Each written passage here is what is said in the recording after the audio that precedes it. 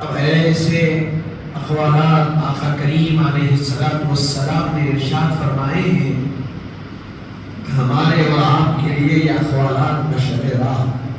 ایک چھوٹا سا قول ہے کہ پڑوسی کا حق ادا کرو، پڑوسی کا حق ہے، تو آپ سوچئے اس میں دین اسلام کی جو تعلیمات چھپی ہوئی ہے، تعلیمات یہ ہے کہ یہ نہیں کہا گیا کہ پڑوسی کون ہے دیکھا جائے، گورا ہے یا کالا ہے، اعلیٰ نسل والا ہے کہ نہیں، اعلیٰ خاندان والا ہے یا کسی گمنام خاندان سے اس کا تعلق ہے۔ یہ نہیں کہا گیا کہ اس کا مذہب کیا ہے، یہ نہیں کہا گیا کہ اس کا عقیدہ کیا ہے، کہا گیا کہ بس پڑوسی ہے اس پر تمہارا۔ اور حاضرین محترم، حضور پاک علیہ السلام کا دین کیسے پھیلا؟ تنگ نظری سے دین نہیں پھیلا،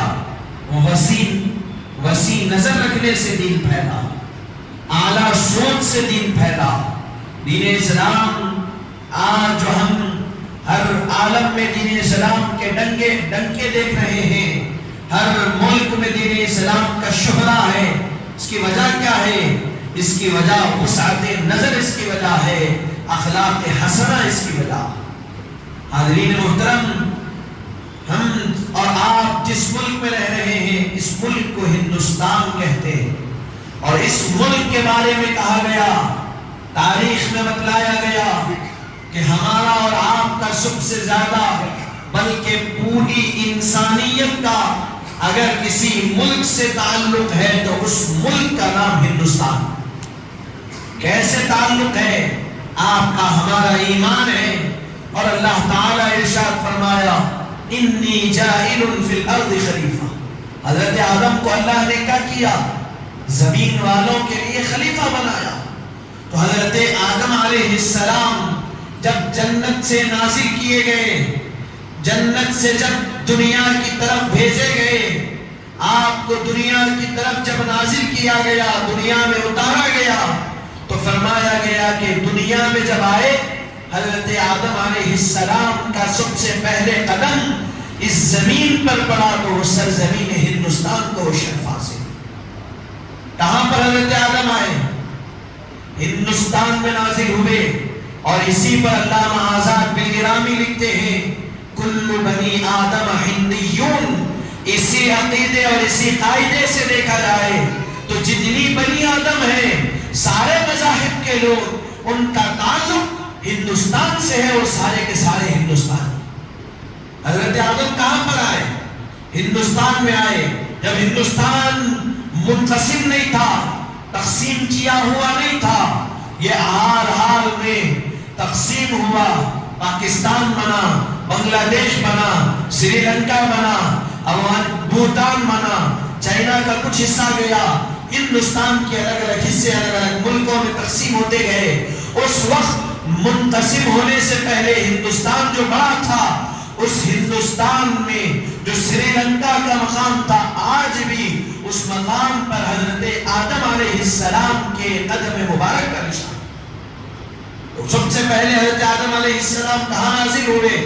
ہندوستان کی سرزمین پر نازل ہوئے، اور تاریخ میں لکھا گیا حضرت آدم علیہ السلام نے سب سے پہلے جس انسان نے ایک زمین سے اللہ کے گھر کا سفر کیا، کعبۃ اللہ کا، تو وہ شرف کس زمین والے کو حاصل ہے؟ تو وہ شرف ہندوستان کی زمین والے کو حاصل۔ سب سے پہلے حضرت آدم نے ہندوستان کی سرزمین سے خانہ کعبہ بیت اللہ کا سفر کیا، اور نہ صرف پہلے سفر کیا بلکہ تاریخ میں لکھا گیا حضرت آدم علیہ السلام اپنی زندگی میں 1000 مرتبہ خانہ کعبہ کو تشریف لے گئے۔ کتنے مرتبہ؟ 1000 مرتبہ۔ اس میں سے 40 مرتبہ آپ نے حج کیا، اور 960 مرتبہ آپ نے عمرہ ادا کیا۔ 40 مرتبہ حج کیا اور 960 مرتبہ عمرہ ادا کیا۔ تو وہ سارے کے سارے جو حج کیے، وہ سارے کے سارے سرزمین ہندوستان سے کعبے کی طرف سفر کیا اور حج کیا۔ حج کے لیے کعبۃ اللہ جاتے، چاہے تو وہاں بھی رہ سکتے تھے، وہ بھی مبارک سرزمین ہے، اور ساری سرزمین اللہ کی بنائی ہوئی ہے۔ حضرت آدم کعبہ جاتے، کعبۃ اللہ کا طواف کرتے، پھر پلٹ کر دوبارہ ہندوستان آتے، یہیں پر رہتے، پھر دل چاہتا پھر دوبارہ ہندوستان سے کعبۃ اللہ جاتے، پھر پلٹ کر اسی ہندوستان میں آتے اور یہیں رہتے۔ تو حضرت محترم، کیا معلوم ہوا آپ کے اور ہمارے لیے یہ ملک سب سے زیادہ اہمیت والا اس لیے بھی ہے کہ یہ ملک کو حضرت آدم نے پسند فرمایا، اور حضرت مولا کائنات شیر خدا فاتح خیبر حضرت علی رضی اللہ تعالیٰ عنہ نے ارشاد فرمایا کہ ہواؤں میں سب سے بہترین ہوا جس ملک کی طرف سے چلتی ہے وہ فرماتے ہیں کہ وہ ہندوستان کی سرزمین، ملک ہندوستان کی طرف سے جو ہوا چلتی ہے وہ سارے ممالک میں سب سے بہترین ہوا چلتی ہے۔ حضور پاک نے اس ملک کو پسند فرمایا، یہاں کے حضور پاک کے دور مبارک میں یہاں کے جو بادشاہ تھے، حضور پاک علیہ السلام کو تحفے کے طور پر ادرک پیش کیے تھے، حضور نے یہاں اس ملک کی ادرک کو قبول فرمایا۔ حاضرین محترم، یہ وہ ملک ہے، کیوں اس ملک سے مسلمان محبت کرتے ہیں؟ اس لیے کہ اس ملک کو آدم نے اپنا ملک بنایا، اس ملک کے تحفوں کو رسول پاک نے قبول کیا، اس ملک سے حضرت علی کو ٹھنڈی ہوائیں آئی اور ارشاد فرمایا زمینوں میں سب سے بہترین زمین دنیا میں اگر کوئی زمین ہے تو وہ ہندوستان کی زمین ہے۔ اور آپ دیکھیے، ممالک کا سفر کریے، پہاڑی علاقے نظر آئیں گے، جتنے لوگ جاتے ہیں آنے کے بعد پوچھئے وہ ملکوں میں اور ہندوستان میں فرق کیا ہے، تو کہتے ہیں یہاں کی ہوا میں تازگی ہے، دوسرے ملکوں میں جاتے ہیں وحشت ہوتی ہے، گرمی یہاں بھی ہوتی ہے یقیناً، لیکن یہاں اللہ نے ایسے موسم رکھے ہیں کہ یہاں وحشت کا موسم بھی آتا ہے تو بارش اس کو ختم کر دیتی ہے، پھر سردی آ کر اس کو اور تبدیل فرما دیتی ہے۔ دیگر ممالک میں جائیے، یا تو گرمی ہوتی ہے یا تو سردی ہوتی ہے، وہ گرمی ہوتی ہے تو گرمی کا لیول بھی بہت زیادہ ہوتا ہے، شدت کی گرمی ہوتی ہے، اور یہاں گرمی ہوتی ہے زیادہ لیکن دوسرے ممالک کی بنسبت کم ہوتی ہے۔ پھر یہاں بارش کا موسم اللہ نے رکھا، اور ایسے ہی یہاں جو ہریالی رکھی گئی، آپ دیگر ممالک کا آپ سیر کریں گے تو بہت ہی کم ایسے ممالک ہیں جس میں اس ملک کی طرح ہریالی رکھی گئی۔ حاضرین محترم، تو یہ ملک ہندوستان یہ ایسا ملک، اب اس ملک پر جب ہم انگریزوں نے قبضہ کیا سن 1600 کے اواخر 1700 کی ابتدا سے قبضے کا آغاز ہوا، ایسٹ انڈیا کمپنی اور دیگر طریقوں سے ادوار سے ہندوستان کے ملک ہندوستان کے الگ الگ علاقوں میں قبضہ ہوا۔ حاضرین محترم، کو تفصیل واقعات کی طرف جانا نہیں چاہتا، بتانے کا مقصد یہ ہے کہ انگریزوں نے جب قبضہ کیا تو انگریزوں کے خلاف سب سے پہلے آواز اٹھانے والے مسلمان کون ہیں؟ انگریزوں کے خلاف سب سے پہلے جہاد کا فتویٰ دینے والے علامہ فضل حق خیر آبادی رحمت اللہ علیہ، علامہ فضل حق خیر آبادی رحمت اللہ علیہ سب سے پہلے انگریزوں کے خلاف جہاد کا فتویٰ دیے، جس کی وجہ سے علامہ فضل حق خیر آبادی رحمت اللہ علیہ کو جلا وطن کر دیا گیا، وطن سے نکال دیا گیا، جلا وطن کر دیا گیا۔ آپ اور ہم جس سرزمین دکن میں رہتے ہیں، سرزمین دکن میں سب سے پہلے انگریزوں کے خلاف آواز بلند کرنے والے مکہ مسجد کے خطیب مولوی علاء الدین رحمت اللہ علیہ کی ذات روا کا سب سے پہلے آپ نے انگریزوں کے خلاف صدائے احتجاج بلند کیا، جس کا نتیجہ یہ ہوا کہ 30 سال تک آپ کو کالا پانی کی سزا دی گئی، 30 سال تک آپ کالا پانی کی سزا میں بند رہے، قید کر دیا گیا، اور آپ 30 سال کی زندگی اسی کالا پانی کی سزا میں آپ نے گزاری۔ حاضرین محترم، اس ملک کو آزاد کرانے کے لیے یقیناً ہر مذہب کے لوگوں نے اس میں حصہ لیا۔ اس ملک کو آزاد کرانے کے لیے جہاں مردوں نے حصہ لیا وہاں خواتین نے حصہ لیا، جہاں بوڑھوں نے حصہ لیا وہاں جوانوں نے اپنی قربانیاں پیش کی۔ اس ملک کو آزاد کرانے کے لیے جہاں امیروں نے اپنی جانوں کے قربانیاں پیش کیے وہاں وہی فقیروں نے اپنے سینوں پر گولیاں کھائی اور اپنی جانوں کو قربان کیا اس ملک کو آزاد کرانے کے لیے۔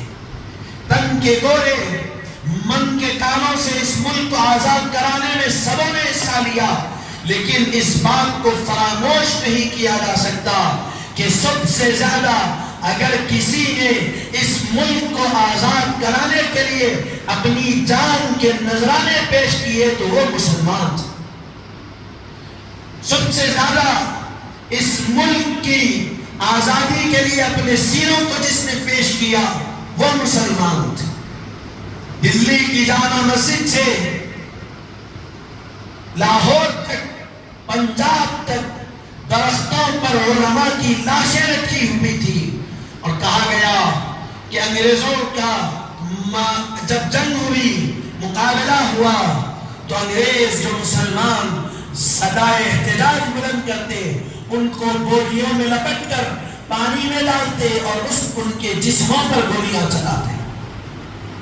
قسم کی تکالیفیں دی گئی، کہا گیا جتنے تالاب تھے، جتنے بوریاں تھے، ان میں پانی کم خون زیادہ نظر آتا، یہ حال تھا۔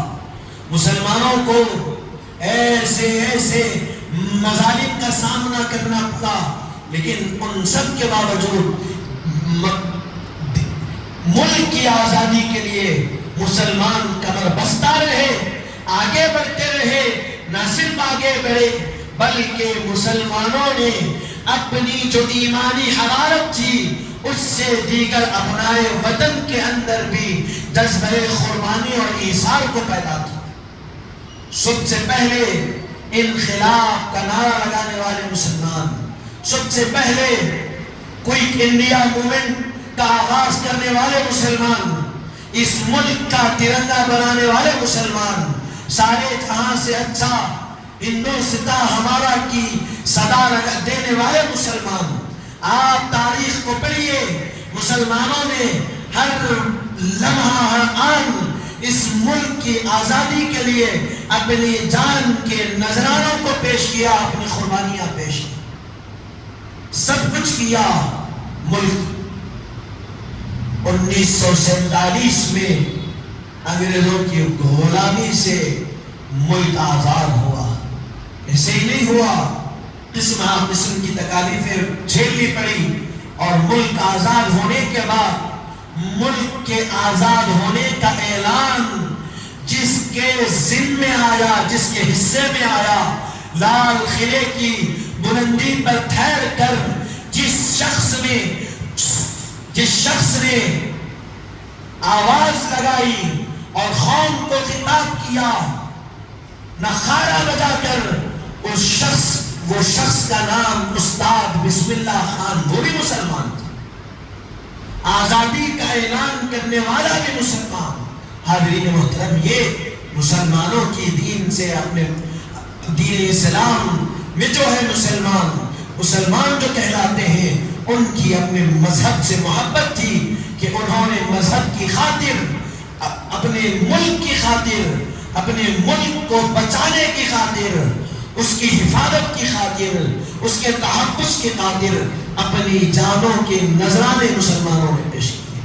لیکن ملک تو آزاد ہو گیا، لیکن چند لوگ اس وقت ایسے تھے جو ملک کی آزادی میں حصہ نہیں لیے، بلکہ ہر کام میں ان کو اعتراض تھا۔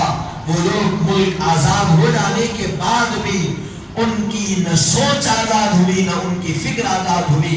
آج بھی مسلمانوں سے وفاداری کے ثبوت پوچھتے ہیں، مسلمانوں کو تقسیم ہند و پاک کا ذمہ دار بناتے ہیں، مسلمان ذمہ دار نہیں ہے تقسیم ہند و پاک کے اس وقت کے امیر لوگ، نواب، جاگیردار ذمہ دار۔ اختیار کس کو تھا؟ ان کو تھا، وہ ذمہ دار۔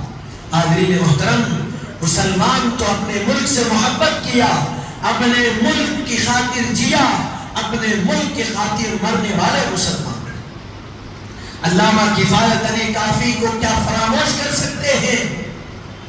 اس ملک کے لیے آپ کو قید و بند کی صعوبتوں کو برداشت کرنا پڑا، بلکہ آپ کو پھانسی دے دی گئی، پھانسی کے پندے پر لٹکا دیا گیا۔ علامہ فضل حق خیرآبادی رحمت اللہ، علامہ کفایت علی کافی رحمت اللہ علیہ پھانسی پر لٹکایا گیا۔ آخری وقت بھی حضور پاک کی نعت کے اشعار کہتے ہوئے پھانسی کے پندے پر لٹک گئے۔ کیا کہتے؟ نہ کوئی گل باقی رہے گا، نہ چمن باقی رہے گا، رسول اللہ کا دین حسن رہ جائے گا۔ نعت شریف کے اشعار پڑھتے ہوئے، آپ کے خود کے لکھے ہوئے اشعار آپ نے پڑھے اور پھانسی کے پندے کو قبول کیا۔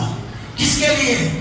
چاہتے تو اپنی جان کو بچا سکتے تھے، علماء نے اپنی جان کے نذرانے پیش کیے، اپنی جانوں کو قربان کیا، نکل کر آئے میدان میں، اور تاریخ میں لکھا گیا کہ علماء کے ایسے ولولہ انگیز خطابات ہوتے کہ قوم کے اندر انقلاب پیدا ہو جاتا، قوم کے اندر جذبہ پیدا ہو جاتا اپنی جان کو قربان کر دینے کا۔ علماء نے تحریکیں چلائی، گھرے گھر جا کر لوگوں سے ملتے رہے، ہم کو انگریزوں کے خلاف لڑنا ہے۔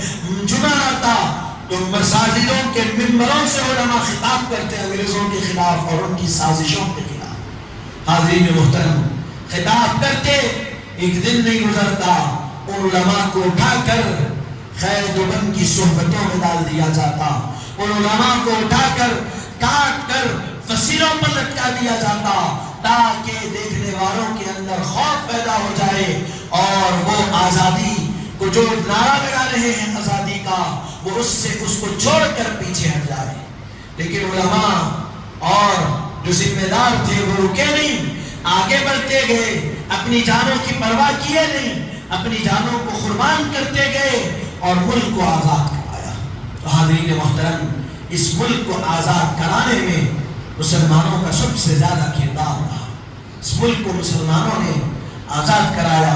علماء نے اپنی تحریروں کے ذریعے، تقریروں کے ذریعے، فتاوات کے ذریعے، خطابات کے ذریعے قوم اور ملت کے درمیان آ کر، عوام سے مل کر علماء نے ان کو ملک کے بارے میں بتایا کہ ملک سے محبت کیا ہے، جس ملک میں رہ رہے ہو اس سے وفاداری کیا ہے، اس کی جدائی کیا ہے، اور اس ملک کی محبت دین میں رکھنا۔ یہی مسلمانوں نے کہا حب الوطن من الایمان، یہی مسلمانوں کا علماء کا کہنا تھا کہ ایمان میں داخل ہے وطن کی محبت، وطن کی محبت ایمان میں داخل ہے۔ بلکہ علماء نے یہاں تک نعرہ دیا، اسلام وطن سے محبت آدھا دین ہے کا بھی علماء نے نعرہ دیا کہ لوگوں کے اندر محبت وطن سے پیدا ہو اور وطن کی خاطر مر مٹنے کا جذبہ پیدا ہو۔ حاضرین محترم، قصہ مختصر عرض کرنا یہ ہے کہ اس ملک کو آزاد کرانے میں ہمارا مسلمانوں کا بڑا کردار رہا۔ آج آپ کو ہم کو ضرورت ہے کہ ہم 80 سال کے قریب آگے ملک آزاد ہوا، 79 ایئرس ہو گئے، 79 کی آزادی ہم منا رہے ہیں۔ ہم کو چاہیے کہ ہم اپنی تاریخ سے واقف رہیں، ہم اپنے ماضی سے واقف رہیں کہ مسلمانوں نے کیسے اس ملک کو آزاد کرانے کے لیے قربانیاں دی۔ آج انہی کے ساتھ جن مسلمانوں نے، جن علماء نے، جن اکابرین نے اپنی جانوں کے نذرانے پیش کیے، آج انہی کی اولادوں کو، انہی کے نام لیواؤں کو، انہی کے انہی کے نقش قدم پر چلنے والوں کو آج طرح طرح سے ستایا جا رہا ہے، اور قدم قدم پر ملک کی محبت کو، ملک سے جو تعلق ہے اس کو ثابت کرنے کو کہا جا رہا ہے۔ ہم دیگر ابنائے وطن سے بھی کہتے ہیں کہ جتنا آپ کے آباء و اجداد نے حصہ لیا، اس سے زیادہ مسلمانوں کے آباء و اجداد نے حصہ لیا۔ اور کسی نے کیا خوب کہا ہے کہ مسلمان جب تک زندہ رہتا ہے، اسی سرزمین پر رہتا ہے، اور جب اس دنیا سے چلا جاتا ہے اس کو غسل دے کر اس سرزمین کے اندر ڈال دیا جاتا ہے، اوپر رہتا ہے تب بھی پاک رہتا ہے، زمین کے اندر جاتا ہے تب بھی اپنے آپ کو پاک کر کر زمین کے اندر جاتا ہے۔ تو یہ مسلمان ہے۔ حاضرین محترم، آپ کو ہم کو سمجھنے کی ضرورت ہے، ضرورت اس بات کی ہے کہ زمانہ جیسے آگے بڑھ رہا ہے، آپ کی ہماری قوم کی تحفظ کے لیے، آپ کے ہمارے قوم کی آواز کی بلندگی کے لیے، آواز اٹھانے کے لیے، قوم اور ملت کے مسائل کے حل کے لیے مسلمانوں کو ضرورت اس بات کی ہے کہ وہ سیاسی میدان میں آگے بڑھیں، سیاسی میدان میں آئے، نوجوان سیاست میں حصہ لیں، سیاست میں آ کر دین اسلام اور مسلمانوں کی آواز کو قوم اور ملت کے سامنے سیاسی اعتبار سے بھی پیش ہے۔ علماء کا کام علماء کر رہے ہیں، لیکن عوام بھی اپنی ذمہ داریوں کو سمجھے کہ ہماری ذمہ داریاں کیا ہے۔ قوم اور ملت کی ہر فرد کی ذمہ داری ہے کہ وہ اپنی طرف سے ملک سے محبت بھی کرے اور اس سے حفاظت کے لیے اپنے سے جو ہو سکتا ہے وہ کرے۔ حاضرین محترم، آخر میں ہم دعا کرتے ہیں کہ مولا تعالیٰ جو کچھ کہا گیا سنا گیا، کہنے سنے سمجھنے سمجھانے میں کوئی غلطی کوتاہی ہو تو اپنے رحم اور کرم سے معاف فرما۔ مولا کہنے سننے کو اپنی بارگاہ میں قبول فرما، کہنے سننے سے زائد ہم کو عمل کی توفیق نصیب فرما، بحرمت سید الانبیاء والمرسلین والحمد للہ رب العالمین وما علینا الا البلاغ المبین۔